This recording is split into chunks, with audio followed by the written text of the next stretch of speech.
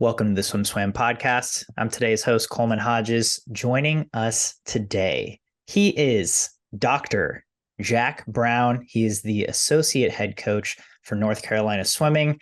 Among his accolades, he's an NCAA champion. He is an Olympic trials finalist. He swam the University of Arizona, where he was on their NCAA champion team in 2008. He's coached at Mizzou for 7 years. He's now at UNC. He's coached All-Americans. And he just started Doc Brown Performance. You can check him out at docbrownperformance.com. He just put out a book, These 6 Questions, and we're here with him to talk about it today.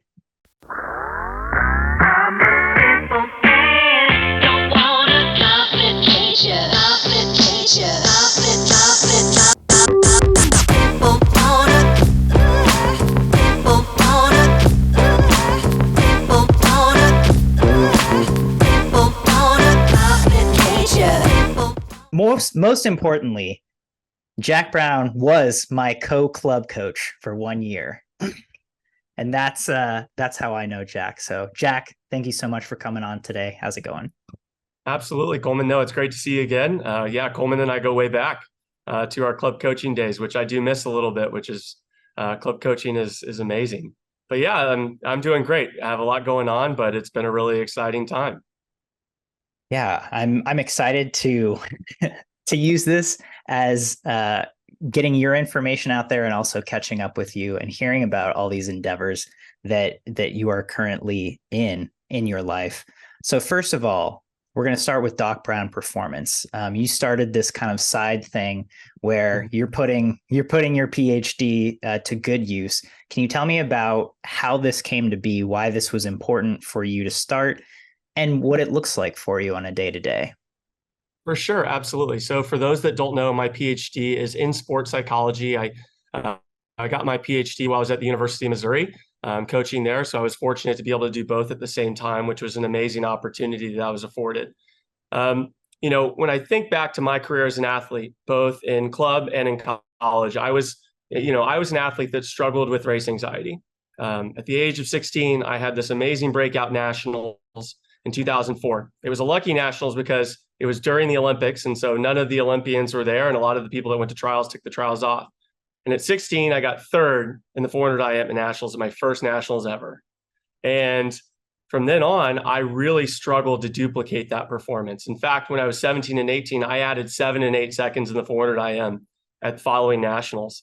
And, I was training better than I'd ever trained. All my other events were getting faster, but yet my best event, the event that I took the most pride in, that I had the most potential to make national teams and do all that stuff, I was really struggling in. And I just didn't have an answer for this. I got to college and I had a little bit of that anxiety still. And it wasn't until my sophomore year that I really figured out the mindset that worked for me, that allowed me to perform at the highest level. And I was lucky to have some coaches and some performance psychologists that helped me along the way to kind of learn the lessons that I've picked up. Since becoming a coach, the athletes that I work with, it's very clear that so many of the kids that walk in the door have some form of race anxiety as well. They want to be good so bad, but they don't know how to do it. They don't know what the things are that are holding them back or what they can do a little bit better. They don't know where to place their thinking and their focus. And so for me, this project was an attempt to kind of help the world and help the swimming community figure out, okay, this is how we can overcome this. We can do it through conscious action. We can do it through decision making. We can take a logical, measured, and concrete approach to it rather than just kind of living in the sphere of just thinking and thoughts. And so the other thing that this project has really allowed me to do is to reconnect with my roots in swimming a little bit. So I work very, very closely, particularly with the North Carolina Aquatic Club. Though I'm starting to begin some work with some other clubs around the country in some virtual ways as well. Just through information, I do some one-on-one coaching. I do some workshops for North Carolina Aquatic Club. I do some swimmers workshops as well, and some parent workshops. And it's just been a lot of fun. It's been so much fun to plug back into club swimming again and to see the passion and the way that people are trying to learn and figure things out and through the improvement. And And that's been an unbelievable opportunity. And it's taught me a lot of lessons that I've been able to really kind of think about and then even apply at the college level with the athletes I work with here. It's made me a better coach in both domains, which has been really fun. Yeah. Can can you give us just some examples of things that you are encountering? You know, what is anxiety or race anxiety specifically look like for the athletes that you're working with? Are they nervous the day of race day? Are they nervous about a certain thing? Are you finding commonalities throughout the workshops or the one-on-ones that you're doing? For sure. So I would say that for different athletes, it manifests in different ways. And what I kind of define is some form of race anxiety, or, and that's a loose term and it's a loose diagnosis. And I don't even tell them that they have race anxiety. I just use that as an overarching term to kind of just talk about this topic when I'm in a situation like this. I don't want to diagnose anyone and say, you have race anxiety. It's like, no, it's the way actually, to take a step back that I think about sports psychology, and I think coaches and athletes understand this, is that sports psychology is really about skills. Okay. It's about our mental skills. Now, as swimmers and coaches, we understand skills very, very, very well. It's what we do every day. That's what we work on every day out there in the pool. And when you think about it that way, it makes it, again, more concrete and something that, hey, we can rehearse these things, we can make decisions, we can practice things. And when we do that, we're going to learn and get better and create new habits that are going to help our performance down the line. To answer your question, the root cause of so much of this is our goals and the role that goals play in an athlete's career. And this is the kind of the number one thing that I run into is that athletes understand that they have to have goals, that they're supposed to have goals. They know about the acronym SMART, and they know that they're supposed to have long-term and short-term goals. What's the acronym SMART? I don't know. Goals are specific, measurable, action-oriented, realistic, and time-oriented. So they're specific in nature. You can measure them. So it's not just something nebulous. I'm going to do this better. It's no, I'm going to take 8 kicks, or I'm going to go this time, or I'm going to get this place. They're action-oriented, that you can take control of them and have an influence on them. They're realistic, is that they fit your skill set and what you're capable of doing. So it's not that I'm going to go from being a summer league champ to an Olympian in one season. And that there's a time orientation to it, that I want to do it by the end of the season, or I want to do it at this meet. And so goals need to meet all 5 of those standards to be something that's really usable, that we can internalize and use to our advantage. But what I would say is when we think about those goals, goals really serve 3 purposes. And those purposes are, they are motivational. So they help us do the really hard work that we need to do. They get us out of bed at 5 o'clock in the morning. They help us do that last 400 IM of the 400 IM practice. They're instructional. So we can work backwards from the end of the goal and figure out the things we need to do it. So our paces, our kick counts, our stroke counts, we can kind of reverse engineer a process based off the goal that we've set. And then the final piece is that they're unifying. They get everyone on the same page, both parents, athletes, coaches, teammates. And of course, if you have a team goal, it brings the team together around the common goal. And that's all really, really, really important and critical that does those things. One thing goals are not, though, is performative. Athletes think that they need to take, if they're not thinking about their goal when they're on the block, then that means that they don't care enough about it. They're told that they need to sit there and, kind of have that, boxer mentality where they need to be so serious and then they get up there and they're thinking, I got to break a minute in the 100 freestyle. And when they're on the block, they're going 59.9, 59.9, 59.9, 59.9. And kind of in their thinking, when you find out and you talk to them, it's always like, I need to, I have to, I should, I ought to. And then eventually that question leads to, or those thoughts lead to, oh my gosh, what happens if I don't? And then once that's there, there's tightness, there's anxiety. And so teaching and just educating people about how to use your goals correctly, and then when to let go of them and focus purely on process. And that distinction is so critical. And it's one that athletes generally, particularly at the club level, but even at the college level, don't understand. And just the education piece of that has been really, really important and impactful with the athletes that I work with.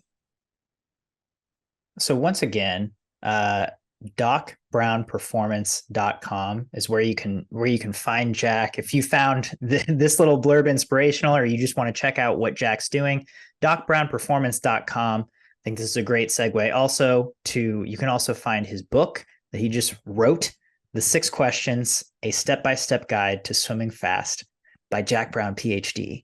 That's where you can find his book as well, docbrownperformance.com. Say it one more time.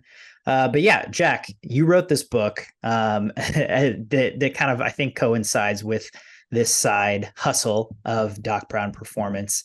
Tell us about the 6 Questions and how this book came to be and why you wanted to put this piece of literature out there. Absolutely. So yeah, here's a copy of it right here, just sitting beside me. So this has kind of been the culmination of the last 7 or 8 years of my career. So I began kind of thinking in this kind of creating this foundation for performance actually in 2014.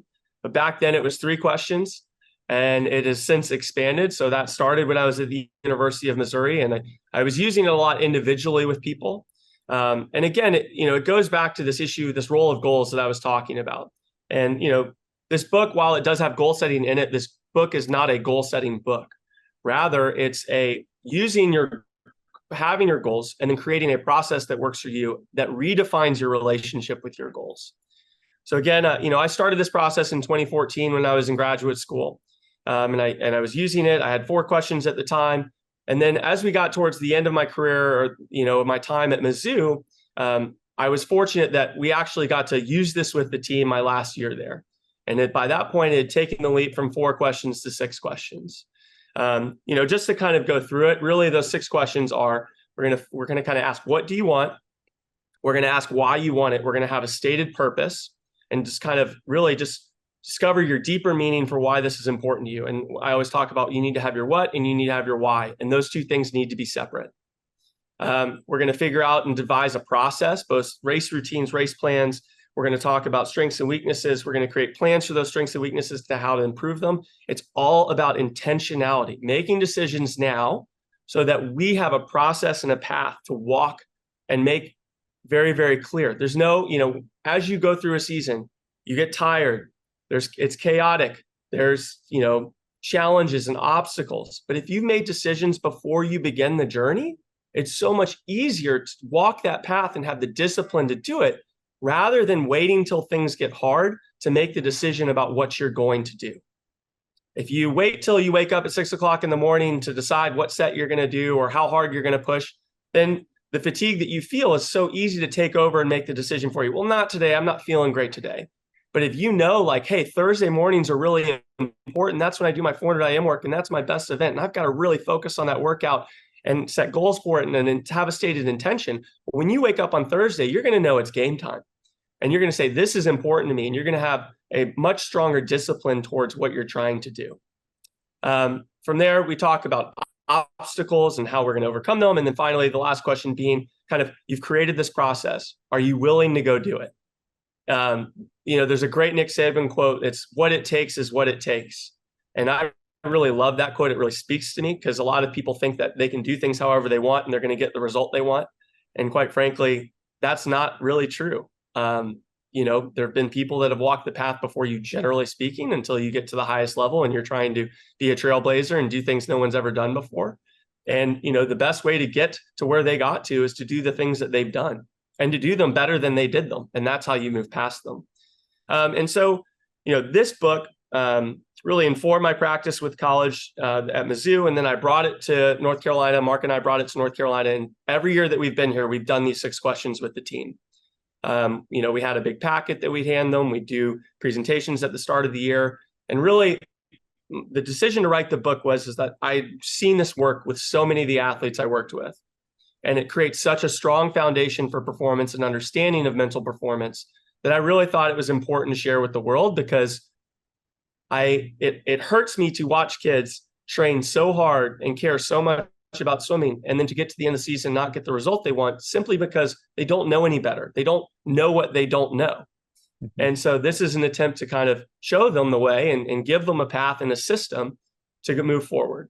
The book itself is meant to be really easy to read. It's not super long. It's about 100 pages. It's got worksheets. It's got stories. It's written for all ages and for all groups, and that can get a benefit out of it. And so I was excited I got to write it this year. We used the book with the team this year. They thought it was super cool. And I've already gotten some awesome feedback about other club coaches who started instituting it with their swimmers and some other college coaches as well that are using it with their teams. And it's been pretty exciting to kind of hear back from everyone.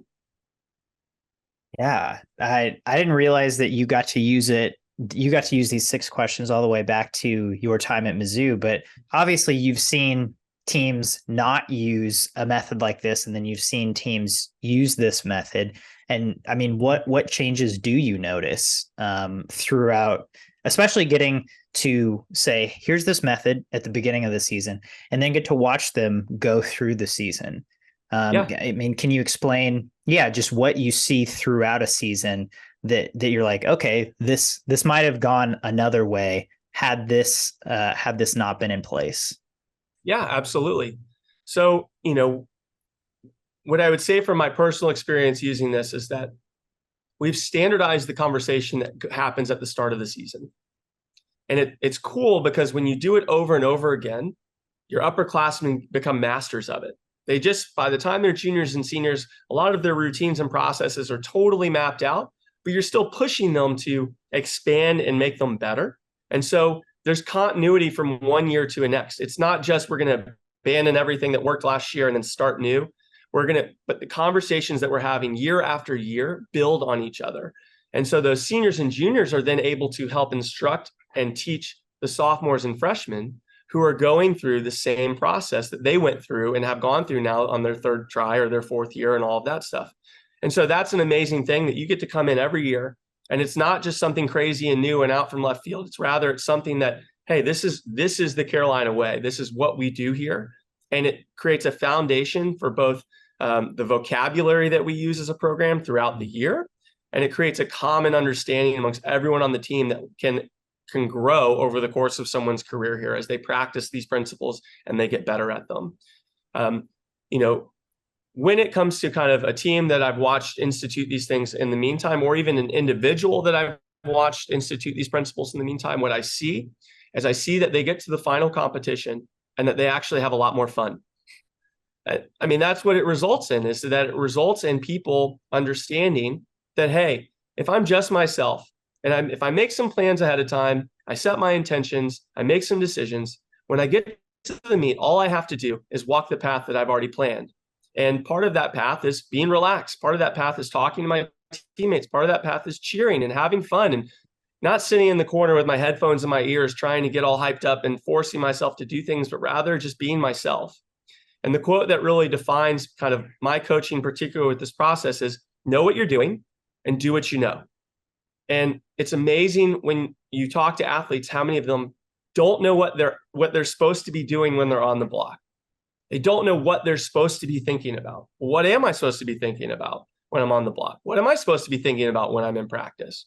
As coaches, we kind of take those things for granted. And so it's really cool when you watch someone just be relaxed. And then the moment it's their turn to go on the blocks and they step up, you watch kind of that focus come over them. They know, they're confident, and it's just like a switch goes off. And then they perform. The first year that we did this at Mizzou, particularly on the men's side, we made a run at the SEC championship that year. We were winning all the way through and then just barely lost on the last day. But that was probably the most fun meet that I'd ever coached at Mizzou, just because the team was having a blast, just shooting for the moon and seeing what's going to happen, kind of swimming with being able to take risk and swimming without consequence and allowing the results to take care of themselves. And so I think it's very liberating to teams when they employ this process, because it teaches people to relax and to trust their best and the decisions that they've already made. Yeah. I mean, I feel like there's so many coachisms of like, you get to the big meet and they're like, well, the hay's in the barn, Yep. et cetera, et cetera. But to actually break that phrase down and give kind of coachable little tidbits of, okay, this is actually how you act and how you implement the hay's in the barn. It's really great. And just to kind of the other coachism that we have a tendency with athletes to do is, what do coaches yell at athletes all the time? Focus. but they don't say what to focus on. They just yell at them to focus. Or the other one is when a coach yells at you to relax. What do you mean relax? It's like, well, you're yelling at me. How do I do that? And and part of this is teaching those skills and giving an understanding that we can actually allow people to know what to focus on and create a situation where people can relax. And like you said, building that vocabulary, right, that builds on itself year over year, I feel like is a great process, and it seems really helpful to the athletes as well as the coaches, because then the coaches aren't just yelling dead phrases, they're yelling things that they understand and they know the athletes will understand also, which is super cool. So this year, let's get down to UNC, North Absolutely, Carolina yeah. swimming, Behind me. right there. You guys implemented this again. You kind of had this meeting. Are there goals that surprise you in these kinds of meetings, or when athletes come to you and say, "This is what I want to achieve," or "This is how I'm going to do it"? Are there ever surprises? I feel like that's the funnest part of coaching to me sometimes, is like when kids come to you and they're like, this is what I'm thinking. And it's like, this is what you're thinking. And then you kind of work with it. Right. And that's kind of the fun part. I would, that's an interesting question. And I would say that I'm not necessarily surprised by people, particularly with the biggest goals on our team. My surprise is actually sometimes with the kids that don't necessarily believe in what they can do as much as that we do. And so that's always a tricky place as a coach, because you have to avoid, there's certain words that I try to avoid in coaching, and should is one of those. You should be going this, you should, like, you're such a better athlete than that. And that's a really kind of tricky slope to be on, because yes, we need to have standards for our athletes. That's very, very important. But when you constantly are telling an athlete that you're better than what they've done, that really creates a tricky relationship in their mind about kind of what performance is, and kind of creates a lot of anxiety, because it's, well, I'm not living up to my potential. And what is potential, and how do they know that, and all this stuff. And so, but I also have had great interactions with athletes where, I've helped them kind of come to see, like, well, look at what you're doing in practice, and look at what these are the people I've had who've been able to do that stuff before, and look at what they've been able to accomplish. And it's kind of like their eyes start to slowly open, and they're like, oh, like, I'm better than I think I am. And that process is not, it's not one meeting and it's like, boom, here it is, you're going to score at NCAAs this year. But they do, like, you are trying to kind of in some ways have that eureka moment where you can say something or show them something where they're in their mind, it's like that belief clicks and they're like, oh my gosh, like, I can do that. And, I'll never forget, I had one athlete who, after at Mizzou, who graduated, and she cited a meeting that we had halfway through the season where I just made a casual statement about, when we're at NCAAs and you're swimming in finals. And she was like, that wasn't on my radar. And then when I realized that you just matter of factly were telling me that I was going to make finals, then I realized, oh, I can do this. And that she said, she cited this one-off 10-minute conversation and one phrase as like something that changed the trajectory of her career. And she ended up making finals that year. And so it was it's things like that and moments like that, I think, that are real, the joy of coaching, especially when you hear an athlete at the end tell you about it. And it's something that you even forgot you did. And then all of a sudden it's like, no, that moment was really critical for me in my career. Yeah.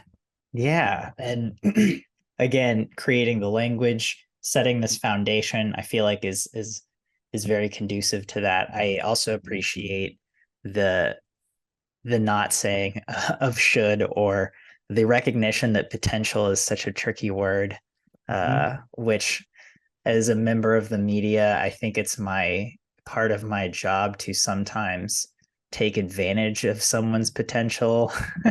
But it's, from a coach's perspective, it's potential is very tricky, right? And I don't think that's something that should be pushed on someone very much at all. So I really like how you went about that situation, or how you approach it. It's, the words that I choose to use a lot too. It's like, you have to kind of choose your O. And I always talk about, the difference between obligation and opportunity.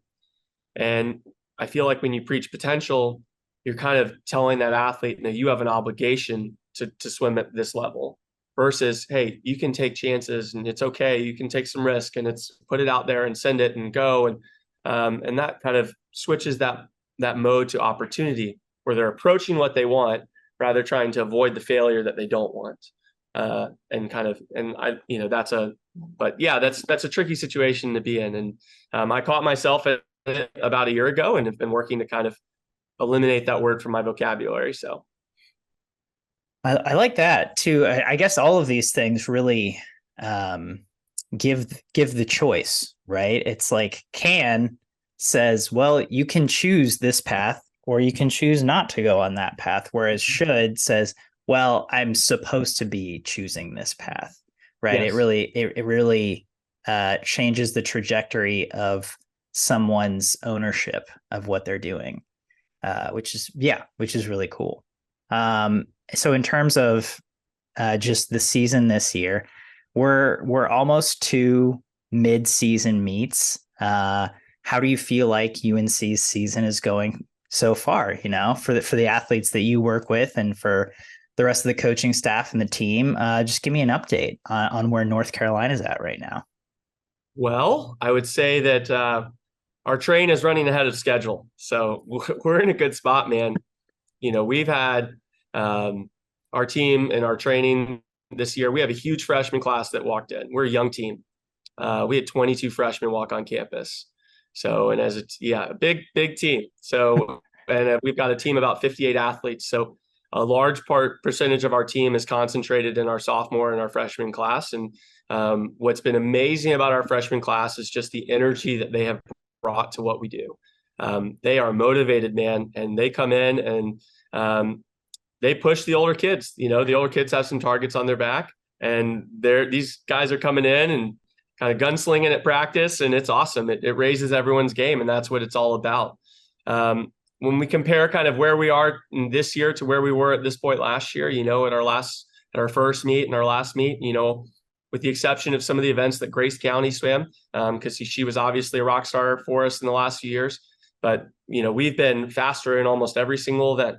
And so it's a really amazing place. We feel like our team's super fit. We've been really healthy the last couple of weeks, which is knock on wood.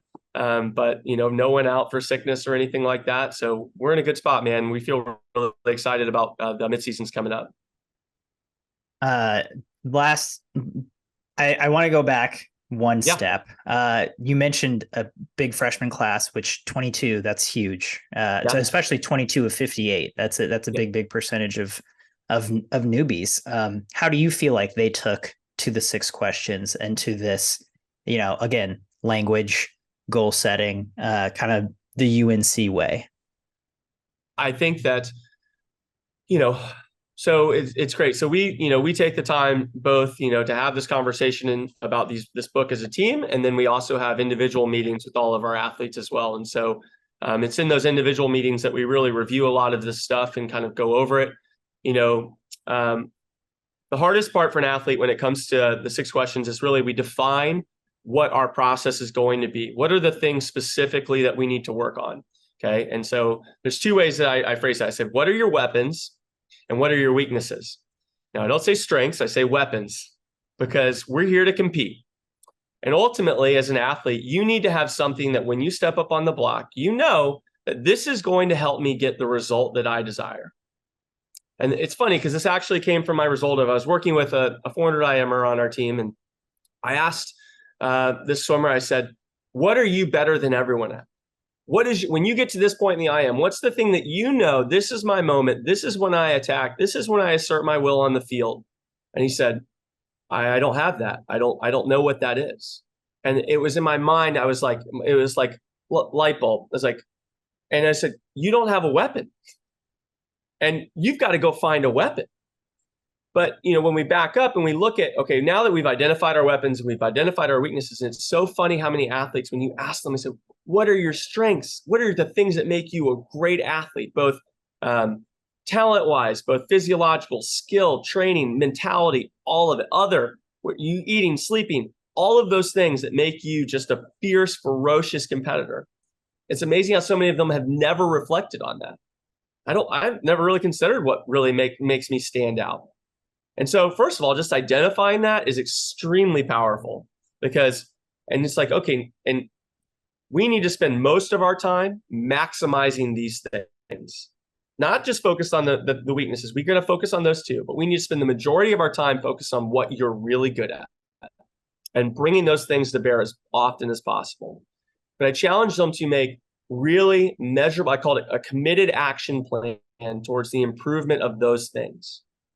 And that committed action plan is hard for them because a lot of them say, I'm gonna have a better catch, or I'm gonna work on my underwaters, or I'm gonna sleep more, or I'm gonna eat better.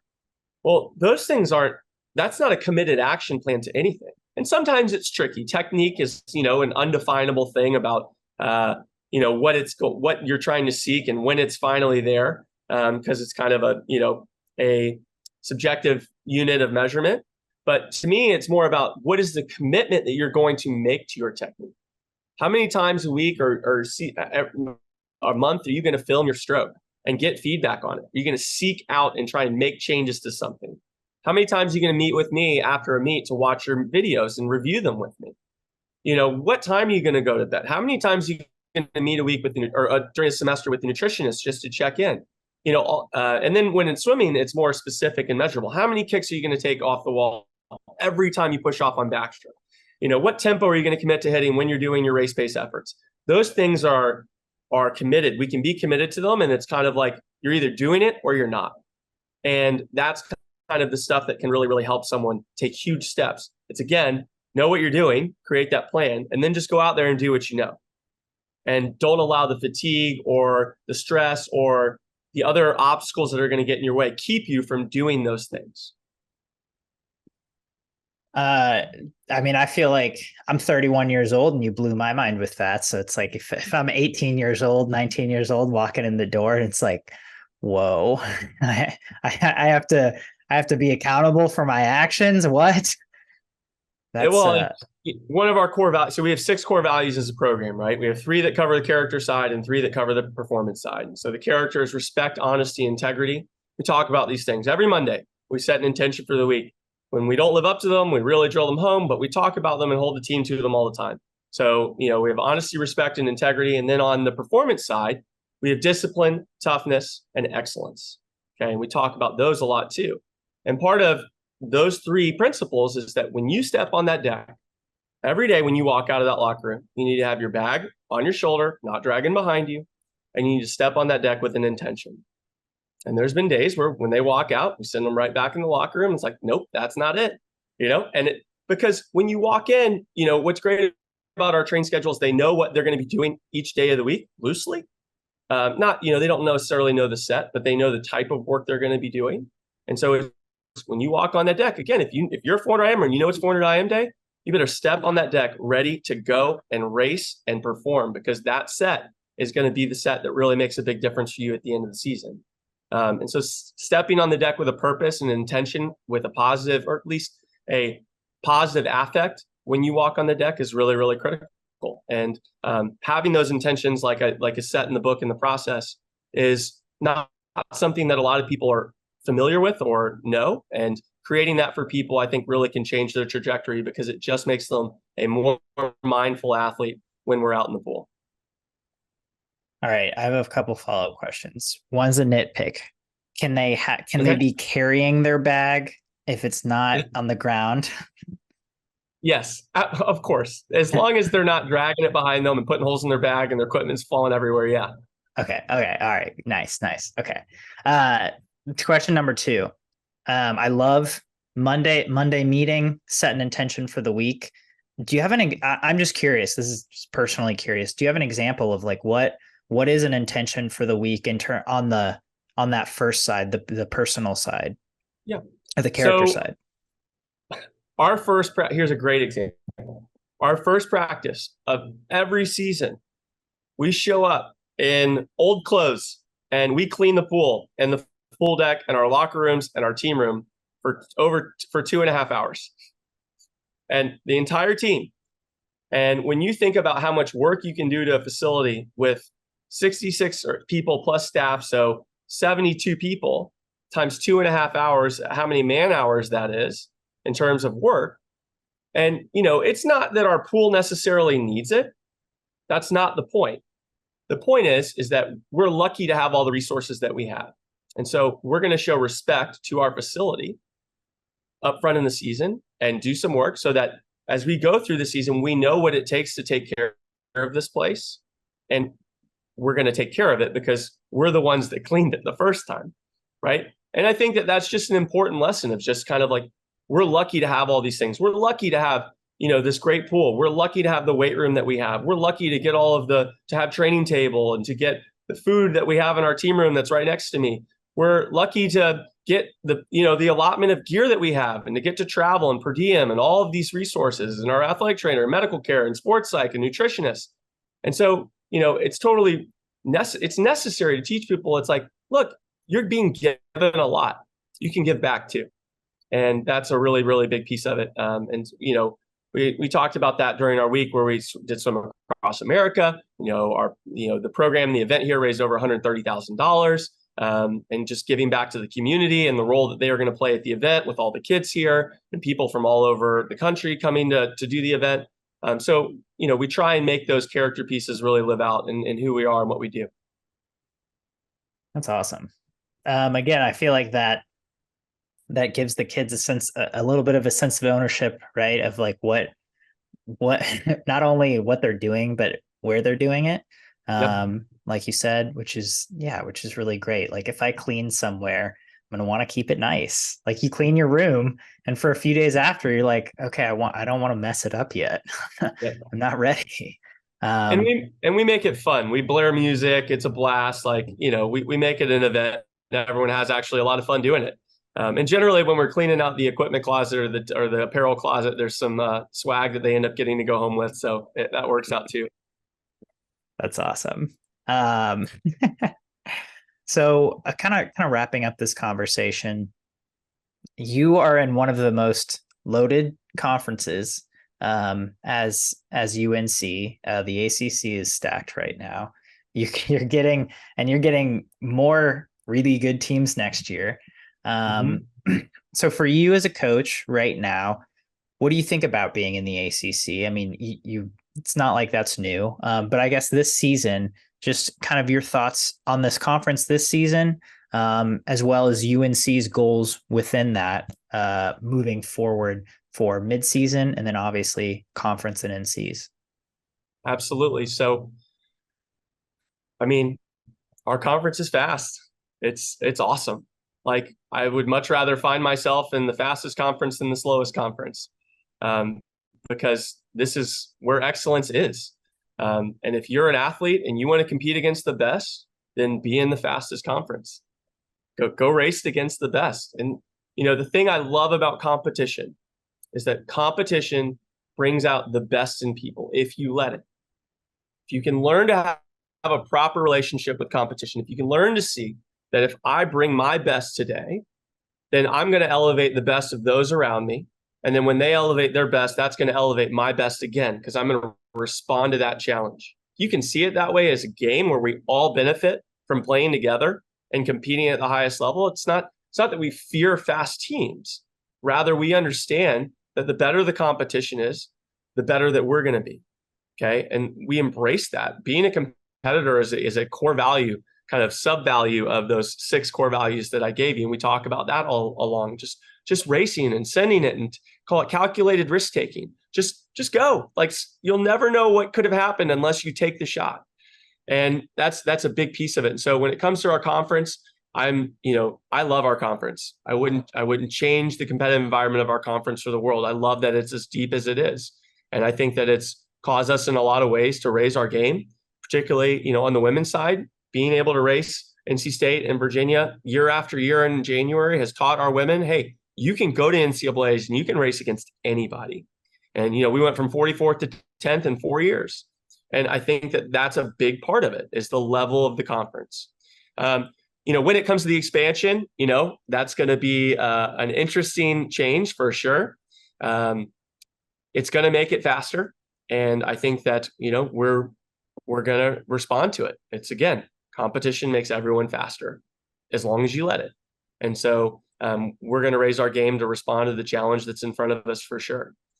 When I look at this season, we're taking a little bit of a different approach this year than we've taken in years past. So we're going to have a fairly large group that's going to go to US Open this year instead of a short course midseason invite.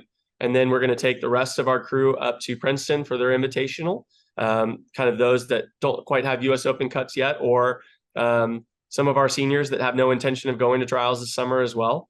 So we're going to split our group a little bit and do that, which is going to be really fun and interesting. The ones going to the short course meet are really excited. And then we've got a lot of people, particularly some international students, that are really focused on making the Olympics this summer. And so making sure that they have that kind of long course opportunity early in the year, just to assess where they're at, get to rehearse some of their long course swimming and their race strategies and get a feel for it, I think is going to be really critical. And so that's going to be a really exciting change to our year.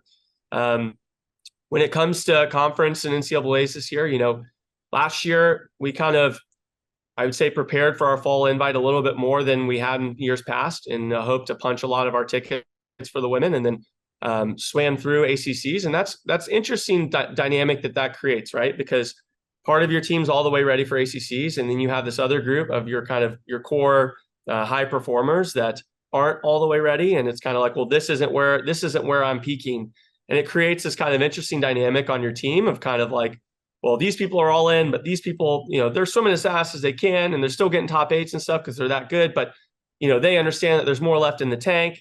And so this year we're all going to be on the same page, and we're going to have 2 fortified teams ready to perform, support each other, and go kind of all in on conference, in terms of not going all in that we're going to sacrifice any performance at the end of the year, but that we're all going to be shaved and ready at our conference meet.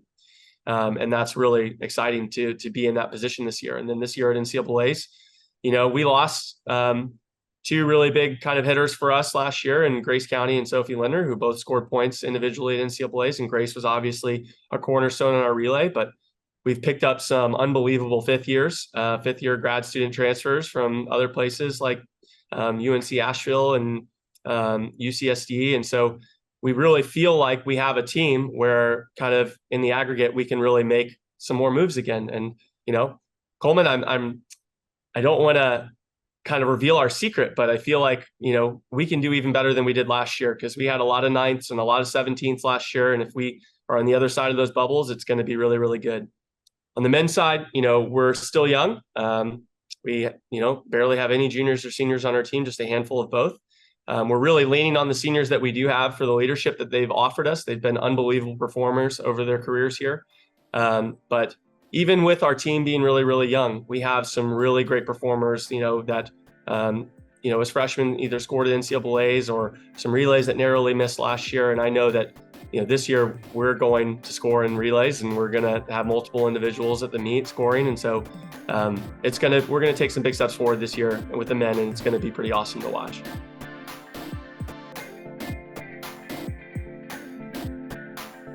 You've been listening to the SwimSwam podcast. Stay tuned for new episodes every week. You can take SwimSwam podcast on the go by subscribing on your favorite podcast platform. Look for links in the description below, and be sure to subscribe to our YouTube channel for more videos as well.